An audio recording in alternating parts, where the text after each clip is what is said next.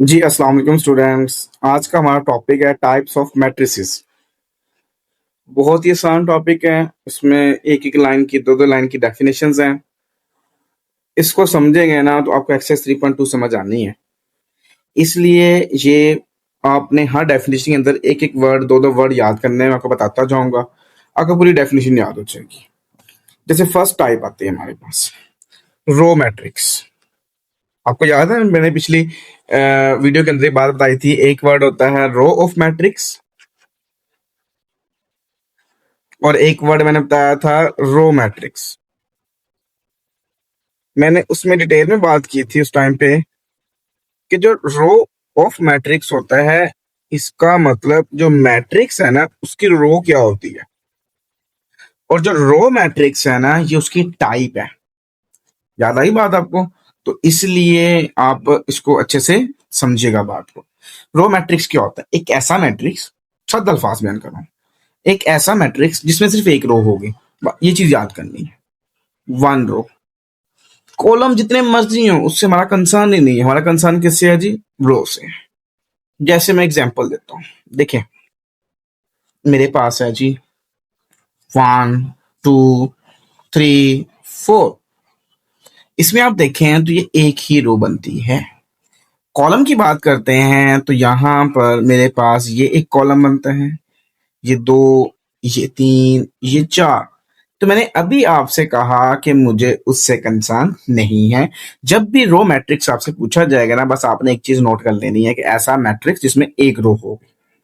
A matrix having only one row is called a row matrix. Examples दी हुई हैं, बेशुमार दी हुई हैं।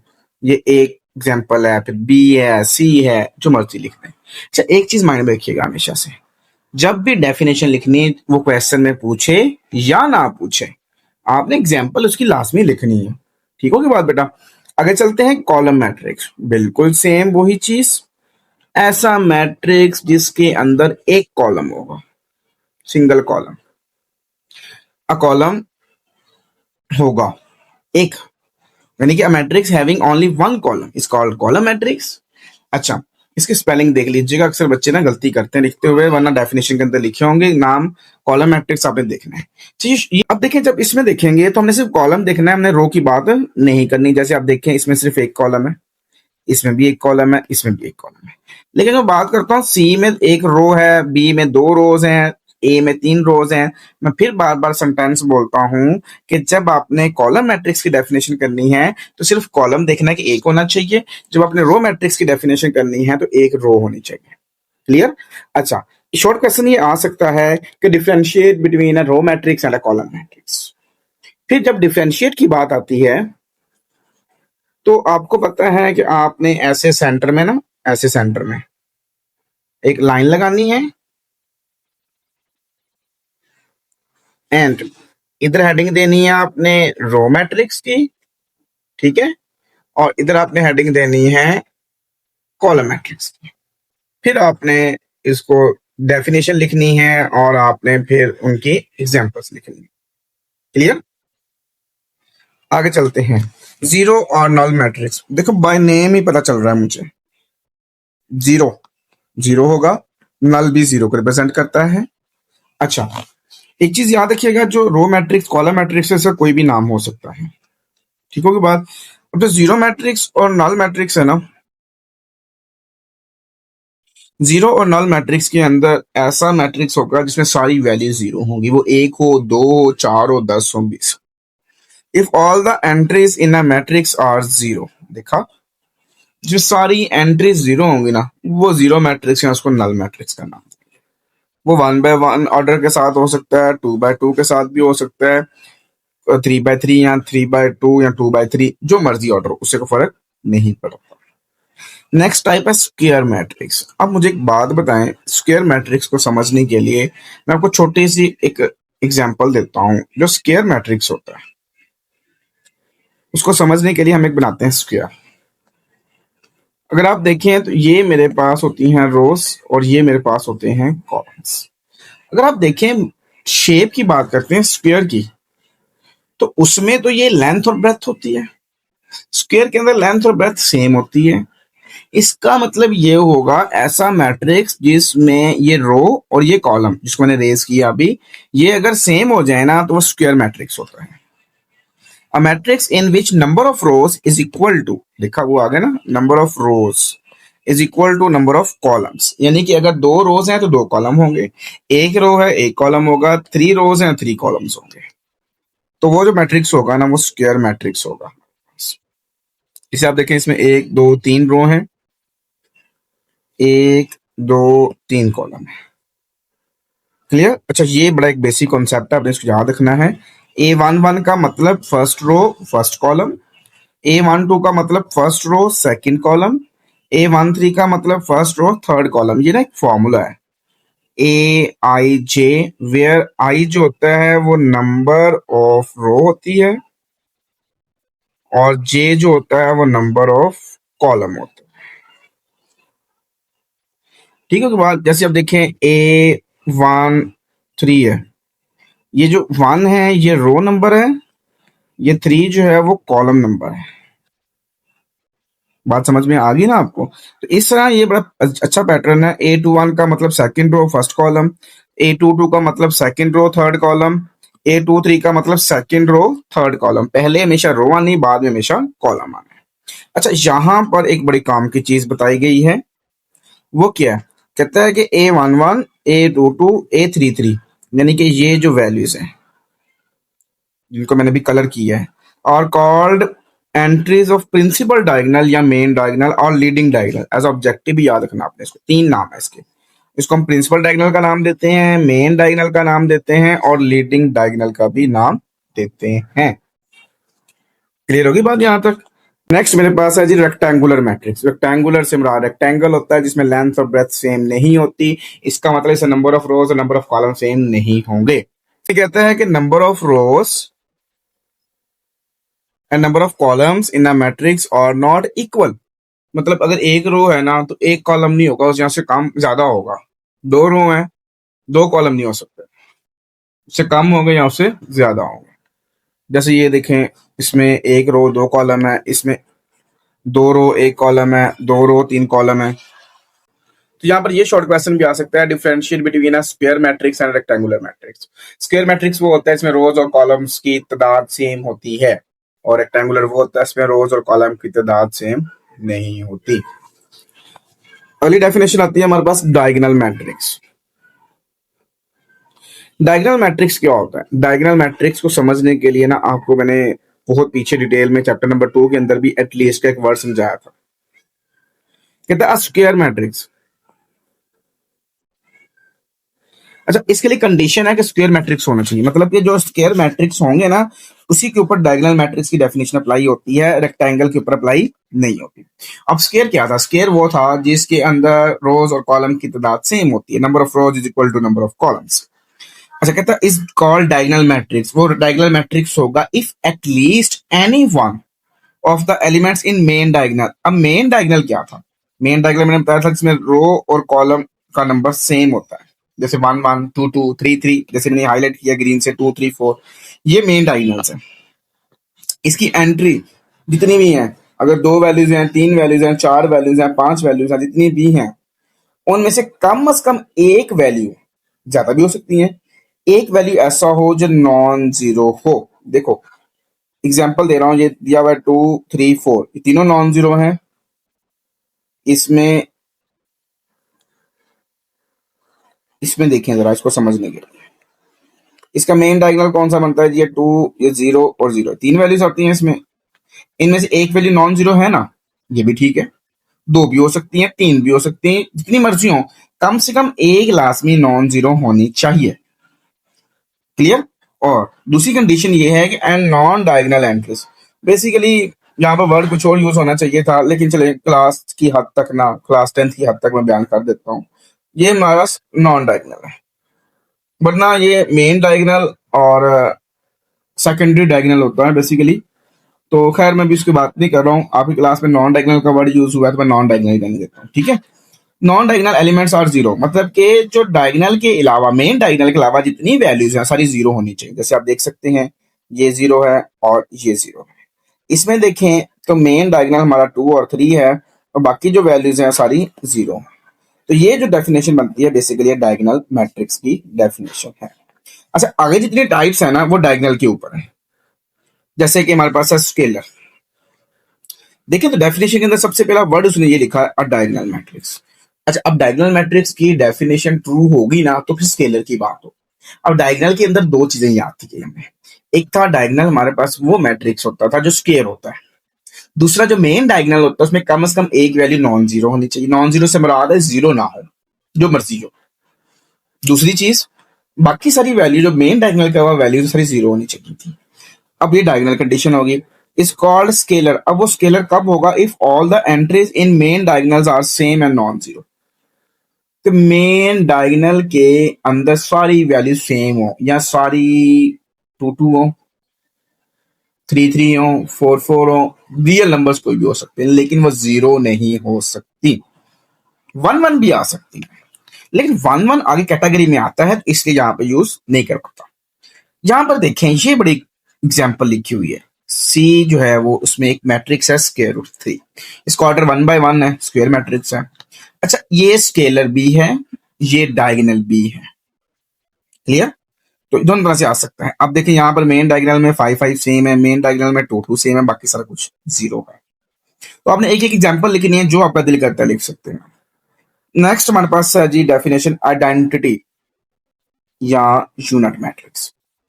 बता चुका हूं ऐसा स्केलर मैट्रिक्स। अच्छा, इसमें स्केलर मैट्रिक्स की डेफिनेशन होती है। क्या डेफिनेशन थी कि मेन डायगोनल सारी वैल्यू सेम हो और नॉन जीरो हो, और वो डायगोनल होगा। खैर, डायगोनल मैट्रिक्स की कंडीशन अप्लाई कर दी हमने। इज कॉल्ड आइडेंटिटी या यूनिट कब होंगी?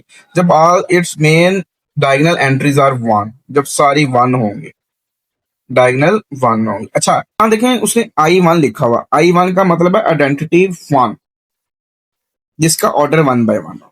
आई टू का मतलब आइडेंटिटी नंबर टू, जिसका ऑर्डर टू बाय टू होगा। आई थ्री का मतलब आइडेंटिटी नंबर थ्री, जिसका ऑर्डर थ्री बाय थ्री होगा। अब देखिए जो बात मैं बता रहा हूं ना, यहाँ रिमेंबर के अंदर जरा नोट करें बात क्या लिखी हुई है। कहता है scalar matrix and identity matrix, ये दोनों डायगोनल है क्योंकि डायगोनल से डेरिवेशन की गई इनकी। But all diagonal matrices are not scalar and identity.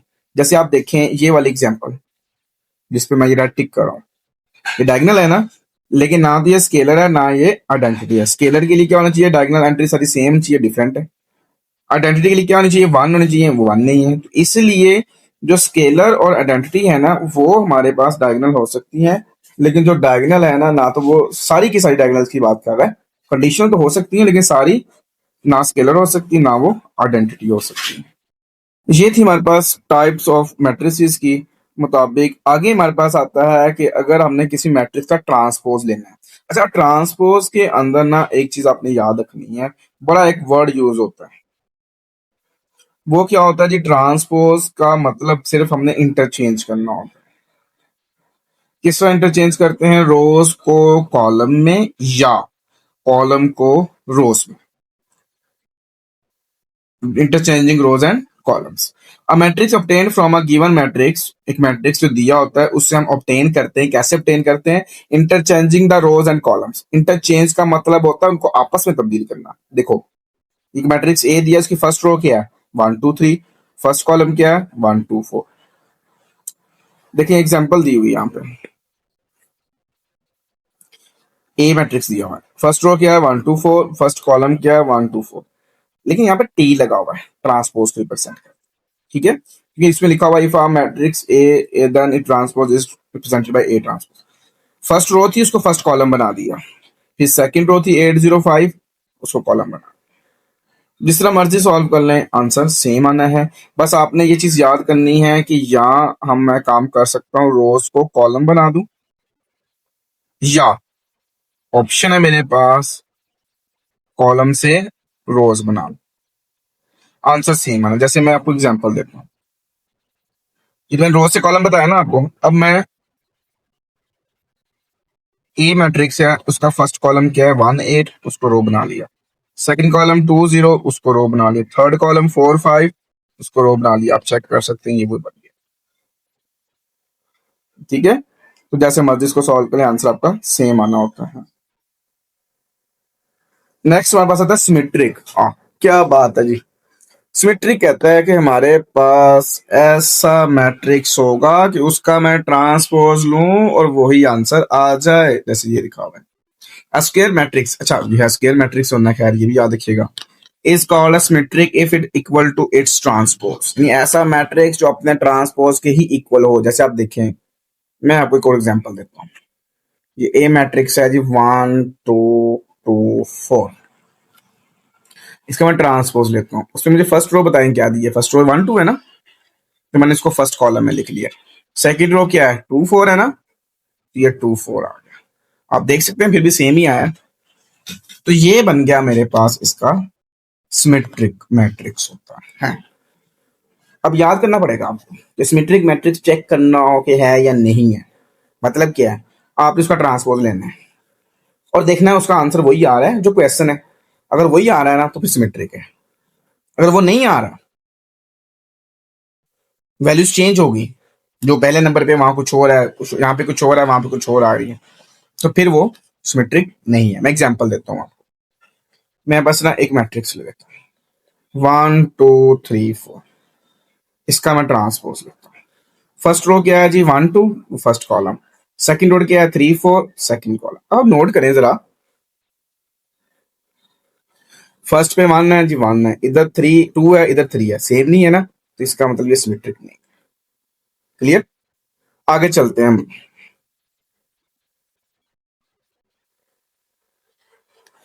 आगे चलते हैं तो हमारे पास स्क्यू सिमेट्रिक आता है। लो जी, ये उसका ऑपोजिट होता है बेसिकली। इसमें क्या होता है जी, ट्रांसपोज लें और आंसर वही आए लेकिन वो नेगेटिव में आए। यानी कि पहले हमने कहा था ना कि ए ट्रांसपोज लें तो वो ए की इक्वल है, लेकिन अब वो नेगेटिव ए की इक्वल है, तो फिर मेरे पास ये स्क्यू सिमेट्रिक होता है।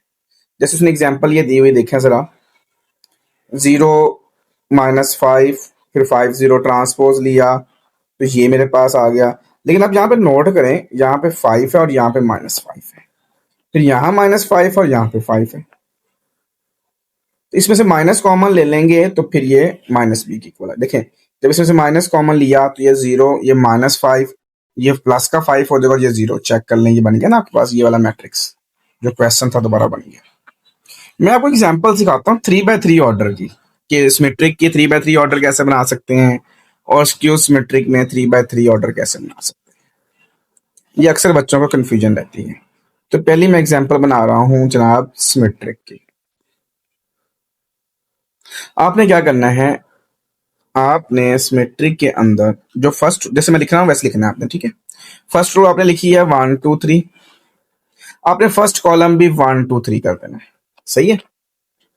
सेकंड रो आपने लिखी है जी 5 और 6, आपने उसके नीचे भी 6 कर देना है। यानी कि ये यहाँ पर जो डायगोनल एंट्रीज है ना, जैसे यहाँ मैं लेता हूँ 7, डायगोनल एंट्रीज आपने, जिसे मेन डायगोनल एंट्रीज कहते हैं, अपनी मर्जी से ले लेनी है, ठीक है। उसके साथ जो आपने लिखना है 1 के साथ, वो आपने 1 के नीचे लिखना है। फिर आपने जो 5 के साथ लिखना है वो 5 के नीचे लिखना है। क्लियर होगी बात? अब आते हैं कि हमने जब स्क्यू सिमेट्री की एग्जांपल लेनी है, अब इसका ट्रांसपोज लेंगे, आंसर वही आना है। जब आप किसकी एग्जांपल ले रहे हैं बेटा, स्क्यू सिमेट्री की, वो बड़ा आसान सा काम है। देखें, उसमें आपने जो डायगोनल एंट्रीज है ना वो 0 लेनी है, मेन डायगोनल एंट्रीज। देखो की बात। अब आपने क्या करना है, यहां आपने लिखा है -1 -2, यहां आप लिखेंगे +1 +2। वैल्यूज वही हैं, सिर्फ साइन चेंज है, ऐसी है ना।